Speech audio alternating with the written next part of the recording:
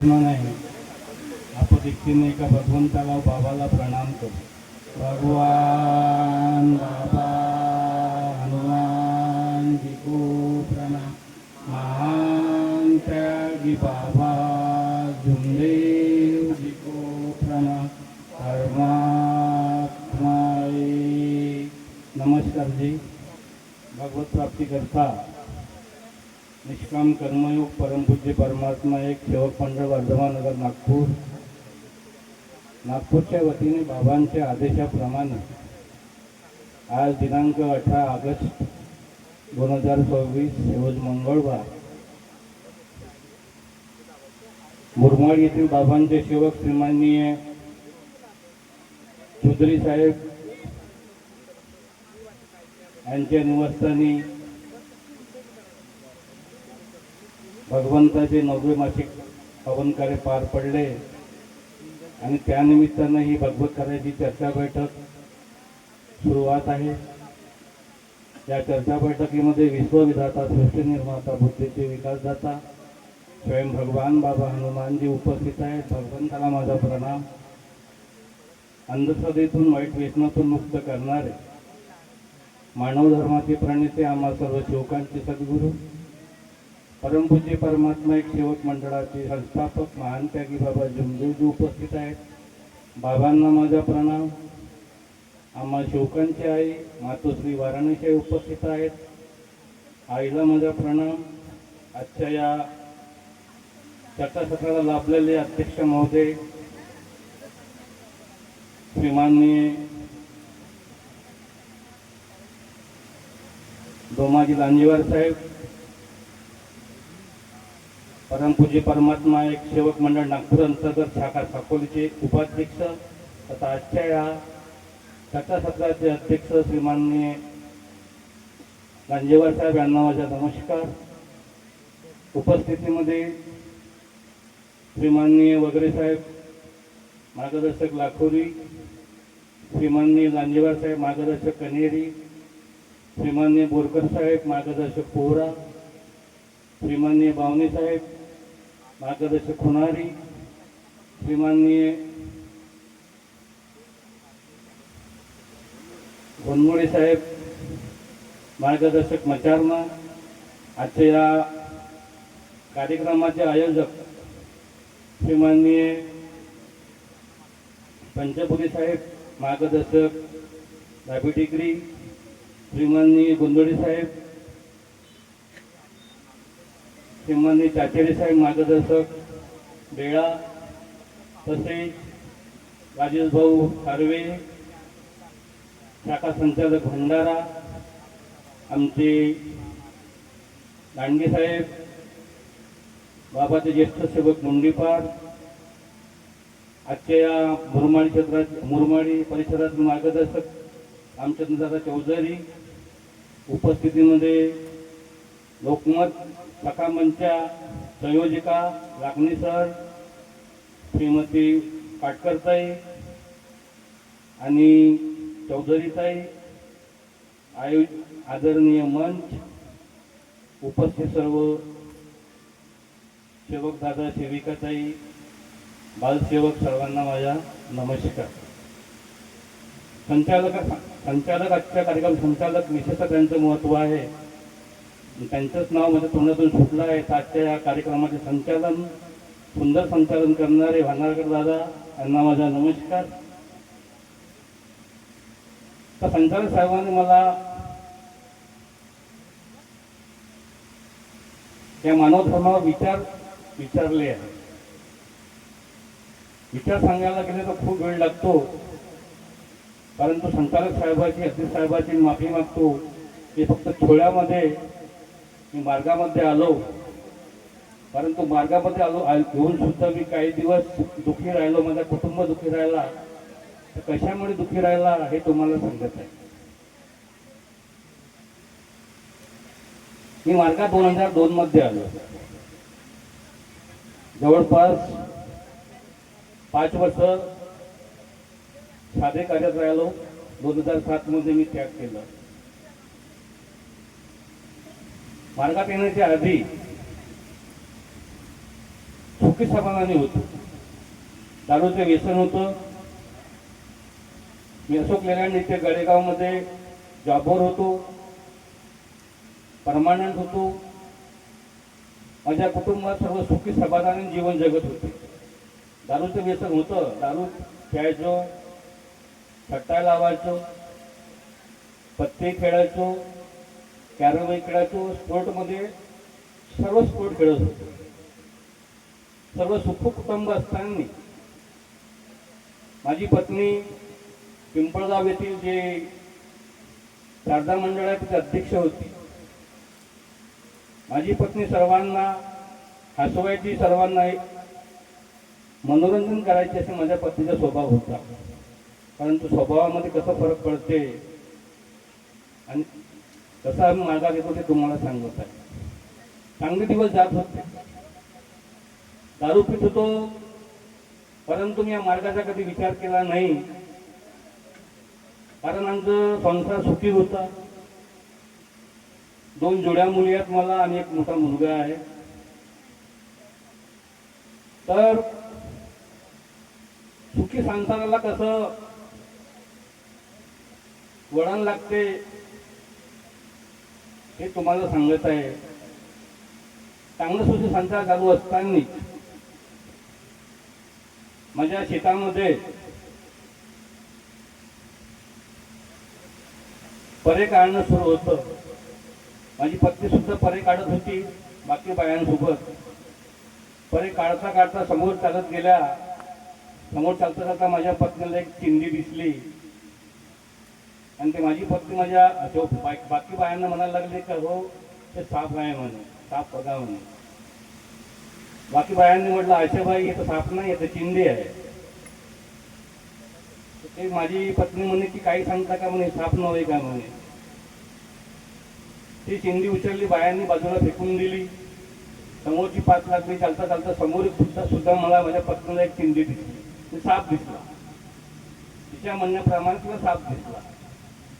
पुन्हा माझ्या पत्नीने म्हटलं की हे का साप म्हणे पण दिसत नाही का म्हणे. बायांनी म्हटलं की बाई दुसरी बी चिंधीच होय. हे चिंधी उचलली, फेकून दिली. फेकून दिल्यानंतर संध्याकाळचे 5 वाजले. माझी पत्नी 5 वाजे घरी आली. गेटमधून पाय टाकता बरोबर इकडे तिकडे बघायला लागले की बघा म्हणे हे साप आहे म्हणे, हे साप आहे म्हणे, साप आहे दिसत नाही का तुम्हाला म्हणे. म्हणलं मी कुठं साप आहे, मला तर काही साप दिसत नाही, काही सांगते का म्हटलं. असं करता करता खूप प्रॉब्लेम क्रिएट झाला. मी म्हटलं वा आता डॉक्टरचा इलाज सुरू करावा लागते, तिचं मानसिक संतुलन बिघडलं आहे असं मला वाटलं. मला इथं डॉक्टरकडे उपचार करावा लागते. दाखवचे डॉक्टर झाले, भंडाचे डॉक्टर झाले, जे मानसिक रोग तज्ञ आहेत. इव्हन नागपूरचे डॉक्टर भावे जे फेमस डॉक्टर आहेत ते सुद्धा झाले. फरक काही पडला नाही. लाखो रुपये खर्च केले. कमीत कमी माझ्याला वाटते का 5-6 लाख तर माझे त्याच्यात गेले डॉक्टर इलाज करण्यामध्ये, याच्यामध्ये. आणि विशेषतः मला त्या अंधश्रद्धेवर विश्वास नव्हता. तरी काही लोकांनी म्हटलं की बघून घ्यायचं कसं काही असेल तर. करता करता अंधश्रद्धाकडे सुद्धा गेलो मी. लाखनूचे काळकर महाराज ज्यांच्या गजानन बाबाचं मंदिर आहे तिथं काळकर महाराज आहेत, त्यांच्याचकडे सुद्धा गेलो पत्नीला घेऊन. त्यांनी सुद्धा म्हटलं की 1 महिना एक वाट ज्योतीचे वाट कमी कमी आणत जा. जिंद लागला आहे म्हणे, जिंद. हे केलं. 8 दिवस आराम पडला. त्याच्यानंतर जसं तसं झालं. दुसरं मग केलं. माझ्या गावामध्ये एक काही टायरवाला आहे, बिहारचा आहे, तो माझा मित्र. तो म्हणे फालतूकडे फिरू नको म्हणे, बिहारचा बाबा येते म्हणे, लागते राहते म्हणे. तो किती मोठा प्रॉब्लेम असेल म्हणे, भूतबाधेचा कोणताही प्रॉब्लेम असेल तरी म्हणे तो बिलकुल दुरुस्त करतेच म्हणे. ठीक आहे बा म्हटलं. त्याला आणलं घरी. घरी आणल्यानंतर त्यांनी म्हणे की एवढा एवढा खर्च आहे मला, 1 का 2,000 का 5 लाख खर्च झाले म्हणून काही 2,000साठी काय गोष्ट करायची. जेवढं लागते म्हणलं तेवढे घेऊन जा. तुला औषध केलं लागते, ते औषध घेऊन ये. तर म्हणे अब्बू म्याकडे जावं लागते नागपूरला, ते तू औषध आणायला लागते. म्हणजे ते घेऊन ये. पैसे दिले त्याने, औषध आणून ते दवाई आणली.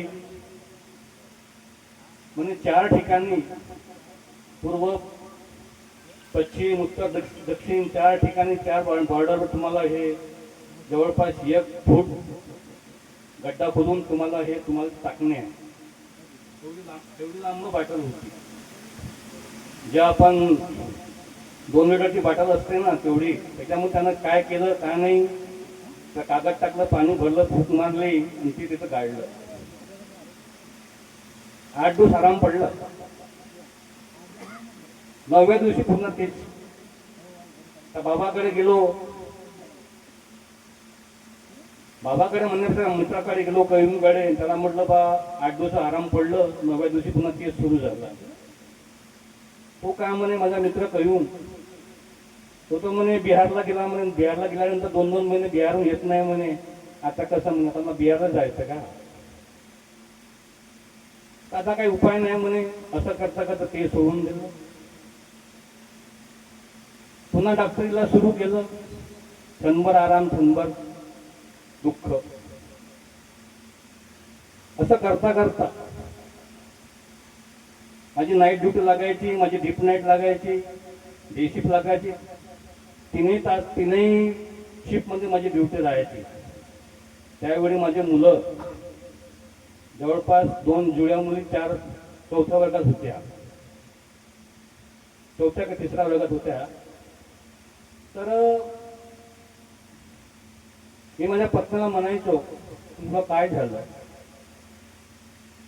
ते माझ्याशी जास्त रागानं पाहत होते, माझ्यावर दंडे मारत होते. मला मी एवढे दंडे खाल्ले तिच्या हातचे, एवढे झाडू खाल्लं तिच्या हातचे, तुम्हाला सांगू शकत नाही.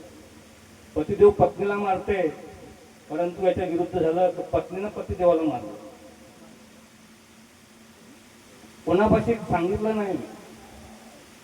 माझ्या गावामध्ये मोहनराव नौकरी आहेत, बाबांचे जुने सेवक, आता ते स्वर्गवास झाले.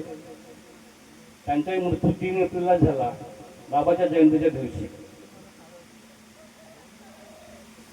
रात्री 1-1 वाजे 2-2 वाजे त्या मोहनराव नौकरीला आणत होतो. भाऊ म्हटलं बघणं हे काय करत आहे म्हटलं. तो घरी यायचा, कापूर अगरबत्ती लावायचा, फूक मारायचा, थोडा वेळ आराम करायचा, पुन्हा तेच. ड्युटीवर जायचा. लहान लहान मुलं आहेत म्हटलं, मला मारलं तर मारलं, तिथं झेलून घेईन. माझे लहान लहान 4थ्या वर्गात मुली आहेत म्हटलं, 6व्या वर्गात मुलगा आहे म्हटलं, याचं कसं होईल? झोपीमध्ये यांना मारून गेलं तर.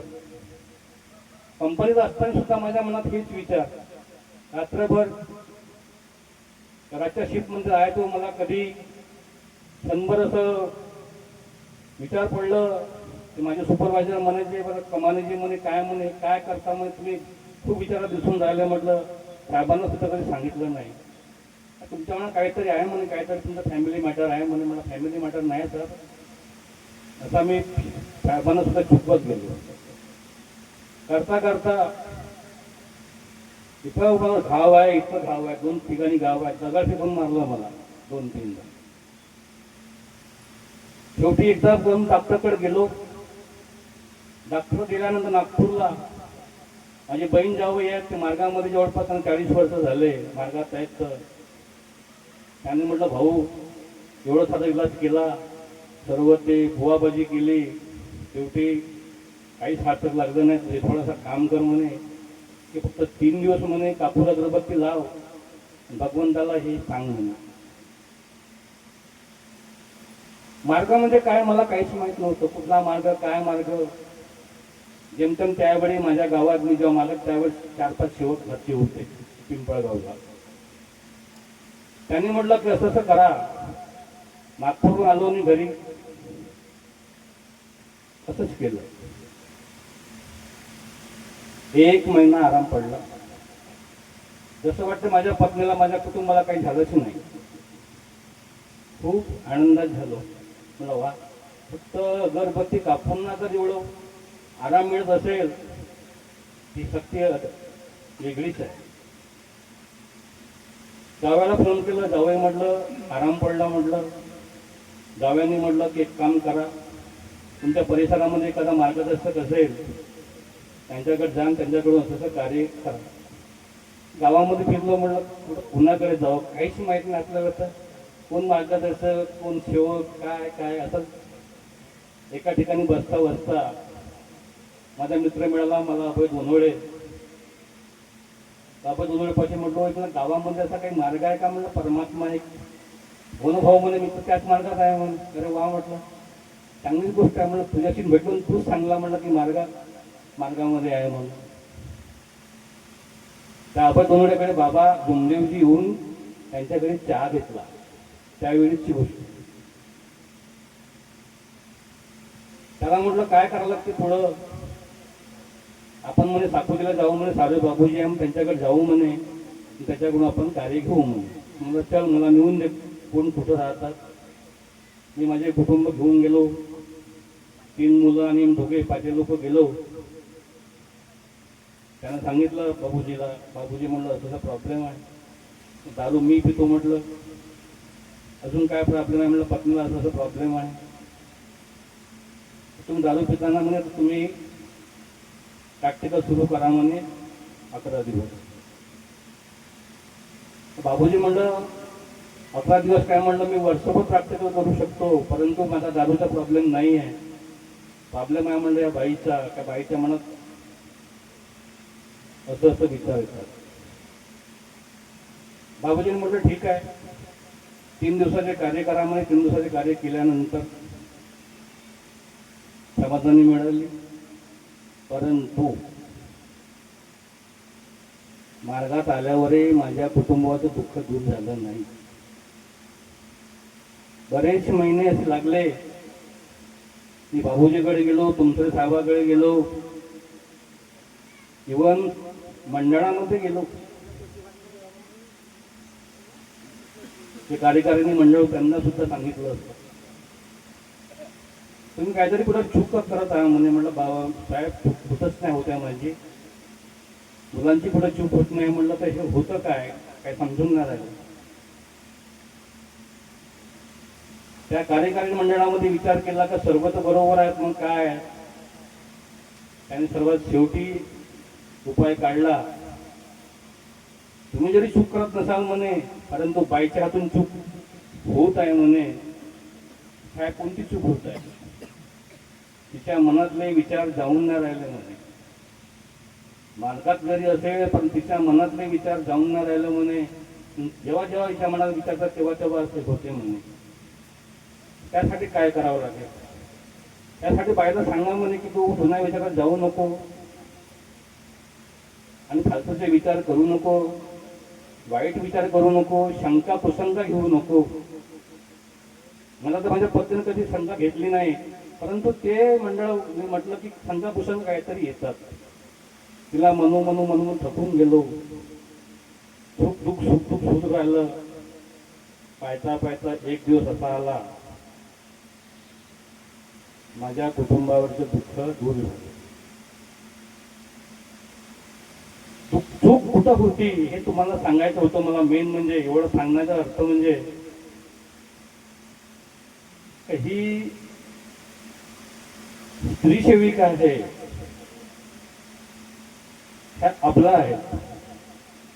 यांच्या मनामध्ये लवकर जुने विचार येतात, वाईट विचार येतात. विशेषतः 75% भूतबाधा त्या स्त्रीमध्ये असते. 25% पुरुषात असते, परंतु 75% भूतबाधा या स्त्रीमध्ये असते. त्याचे कारण एकच आहे, ही नारी अबला नारी आहे, ती सहन करू शकत नाही. तेवढं असून सुद्धा पतिदेवाचा कुटुंबाचा जीव अबला नारीच वाचवतात. तिला माहित आहे का माझ्या कुटुंबाचं पालन पोषण मला करणं आहे, माझ्या पतिदेव फक्त पैसे आणेल आणि खाऊ घालेल. परंतु स्त्रीला आजची फिकीर आहे का माझ्या कुटुंबाचं पालन पोषण कसं होईल. बापाला फिकीर आहे उद्याची, आज तर निभेल, उद्या काय चारेल. तर वडिलाला फिकीर असते उद्याची. हा फरक आहे आईचा आणि बाबाचा. असं करता करता जवळपास 5-6 महिने चाललं हे घोळ. त्याच्यानंतर विचार कमी झाले तर मनातले विकार गेले, विचारच कमी झाले तर मनातले वाईट विकार गेले, आणि वाईट विकार गेल्यामुळे सर्व जी ईश्वरी शक्ती आहे तिनं कार्य केलं. अशा प्रकारे माझ्या कुटुंब सुखी समाधानी झालं. म्हणून तत्वशब्द नियमासाठी सर्वात जुने विचार बाबांनी शिकवलेले आहेत. जुने विचार बंद करणे, वाईट शब्द काढणे नाही आहे, आणि राग आणणे बंद करणे. हे 3 गोष्टीचं जरी पालन केलं तर तत्वशब्द नियमाचं पालन केल्यासारखं होईल. परंतु या खेडे भागामध्ये, या ग्रामीण भागामध्ये आणि शहरी भागामध्ये बराच फरक आहे. आपल्या ग्रामीण भागातल्या स्त्रियांचं पुरुषांचं विचार जात नाही. म्हणून हे विचार केले पाहिजे. त्याकरता हे जे मंच आहे, तुम्ही जे सेवक दादा सेवकात बसले आहे, तेच आम्हा सेवकांना मार्गदर्शन करीत असतात. आणि म्हणून सेवको, बाबांनी दिले 4 तत्व 3 शब्द 5 नियमाचे पालन करा. भगवंतांनी कुणालाच परिपूर्ण बनवलं नाही. सर्व काही क्रिया भगवंताच्या आहेत, काही क्रिया भगवंताने सोडून दिल्या आहेत. एखादा तुम्हाला उदाहरण सांगतो, जसा ऊस आहे, ऊसाला भगवंताने गोड करून दिलं, परंतु त्या ऊसाला ना फळ दिलं ना फूल दिलं, स्वतःच गोड होता. अथांग महासागर आहे, एवढा सागर आहे, पण त्या सागराला भगवंतांनी खारट करून ठेवून दिलं. पण छोटीशी नदी वाहते, तिला गोड करून ठेवलं. एखादं कमळाचं फुल आहे, एवढं त्याचं पावित्र्य आहे, त्या भगवंताने त्या चिखलात त्याला टाकून ठेवलं. तसंच हा जीवन आहे. या जीवनात आपण काहीतरी साध्य करायसाठी, कारण एखादं फुल आहे, सुगंधित फुल आहे, त्या फुलाला माहित आहे की उद्या कोंबेजणार आहे. माहित आहे फुलाला उद्या मी कोंबेजणार आहे. पण आपलं सुगंध देणं सोडते का? नाही सोडत. म्हणून सांगतो की चांगलं कार्य करा. उद्याची उद्या मी कोंबेजणार आहे चालेल, पण आज मला सुगंध कसं द्यायचा कोणाला, या आपल्या मनात विचार करा. आणि आपलं जीवन, आपलं कुटुंब सुखमय बनवा. एवढंच आज बोलू इच्छितो. माझे 2 शब्द पूर्ण करतो. सर्वांना माझा नमस्कार.